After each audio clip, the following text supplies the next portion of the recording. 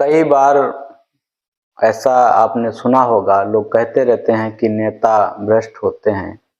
अगर नेता भ्रष्ट होते हैं तो मेरा ये मानना है कि उनका चयन किसने किया? उनका चयन हम ही लोग करते हैं, हम वोटर करते हैं, मतदाता लोग करते हैं। ऐसा नहीं कि उनके बारे में हम जानते नहीं हैं। हर नेता का बैकग्राउंड पता होता है लोगों को। हम सिर्फ जो चयन की हमारी वो होती है, मंशा होती है, वो सही नहीं होती है। कभी भी हम अच्छे व्यक्ति को वोट नहीं करते हैं। हम वोट इसलिए करते हैं, कभी कभी हमें किसी व्यक्ति से व्यक्तिगत हमदर्दी होती है, किन्हीं कारणों से किसी कारण से हम पार्टी के लगाव की वजह से उसे वोट देते हैं। कभी कभी हमें लगता है कि फला व्यक्ति दबंग टाइप का है, वो हमारी जरूरत पड़े पे मदद कर सकता है, तो इसलिए वोट करते हैं। कभी जाति और धर्म के आधार पर हम वोट करते हैं। यहाँ पर एक चीज और समझने की है, पहले जनता को ईमानदार होना होगा।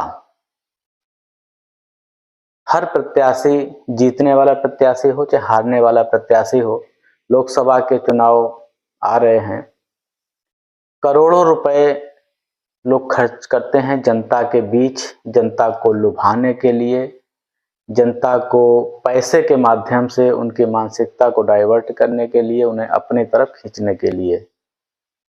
बहुत सारे लालची लोग भी हैं जो वोट की अपनी बिक्री भी करते हैं दलालों के माध्यम से, नेताओं के माध्यम से।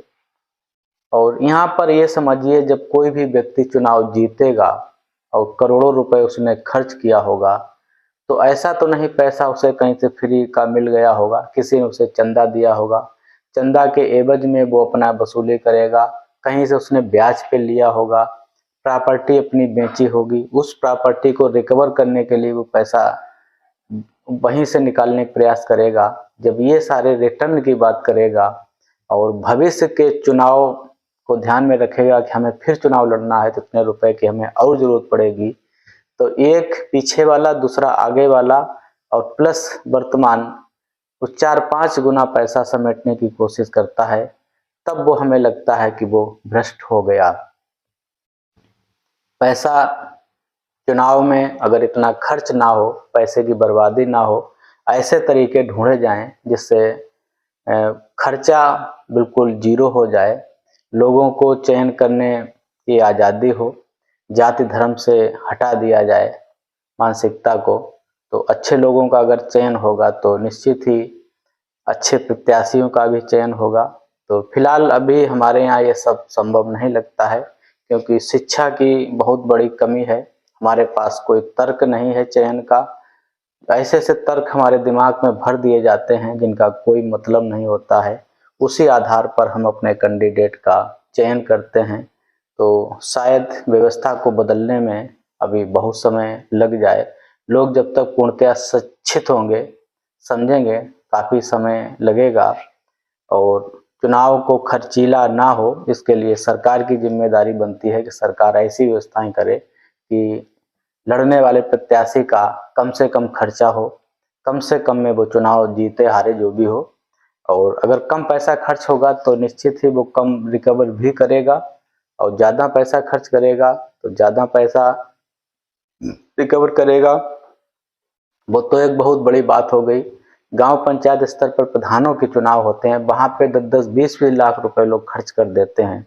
जब प्रधानों के चुनाव आते हैं तो हर घर में कोई न कोई समस्या आ जाती है, किसी की पत्नी बीमार होती है, किसी के बच्चे बीमार होते हैं, किसी के घर में खाना नहीं होता है, और किसी के रिश्तेदारियों में लोग बीमार हो जाते हैं।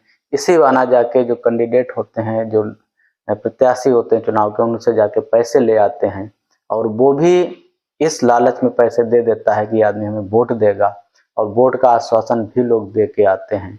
जब वो 10 लाख रुपए गांव में खर्च कर देगा चुनाव लड़ने के लिए जनता के ऊपर, तो कैसे ये कहा जाए कि वो व्यक्ति ईमानदारी से अपना काम करेगा?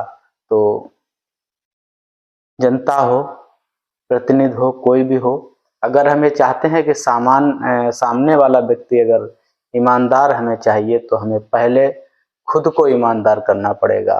अगर हम ईमानदार नहीं हैं तो दूसरे से हमें ईमानदारी की अपेक्षा नहीं करनी है। ये वीडियो आपको कैसा लगा बताइएगा। चैनल को हमारे सब्सक्राइब कर लीजिएगा।